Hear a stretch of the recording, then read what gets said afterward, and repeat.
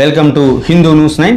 భారతదేశ చరిత్రలో స్థిరస్థాయిగా నిలిచిపోయిన అపూర్వ ఘట్టం తెలంగాణ రైతాంగ సాయుధ పోరాటం.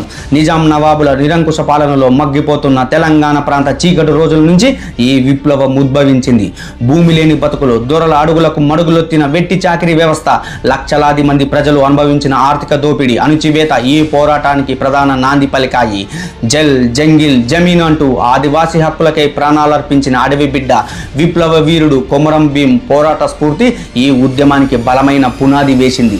దొరల అహంకారాన్ని ఢీకొట్టి భూమి కోసం, భుక్తి కోసం కొడవలు పట్టిన ధీర మహిళ చాకలి ఐలమ్మ. ఆమె తెగువ తెలుగు ఆడబిడ్డల ఆత్మగౌరవానికి ప్రతీకగా నిలిచింది. కమ్యూనిస్టు పార్టీ ఆధ్వర్యంలో ఆంధ్ర మహాసభ పిలుపుతో ఉవ్వెత్తున ఎగిసిన ఈ ఉద్యమం గ్రామ గ్రామాన దొరల దౌర్జన్యాలకు వ్యతిరేకంగా సాయుధ దళాలను ఏర్పాటు చేసింది. రజాకర్ల మత దురహంకార అరాచకాలను ఎదిరించి తన ప్రాణాలను తునప్రాయంగా వదిలిన తొలి అమరుడు షేక్ బందికి త్యాగం చరిత్రలో చిరస్థాయిగా నిలిచిపోయింది. ఇది కేవలం తిరుగుబాటు కాదు, వేలాది మంది పేద కూలీలు, కమ్యూనిస్టు కార్యకర్తలు తమ ప్రాణాలను ఫణంగా పెట్టి సాగించిన మహోజ్వల సాయుధ పోరాటం. డోలి భీమయ్య, బత్తిని మొగలయ్య వంటి సుమారు 4,000 మంది వీరులు బలిదానాలతో ఈ నేల ఇరుపెక్కింది.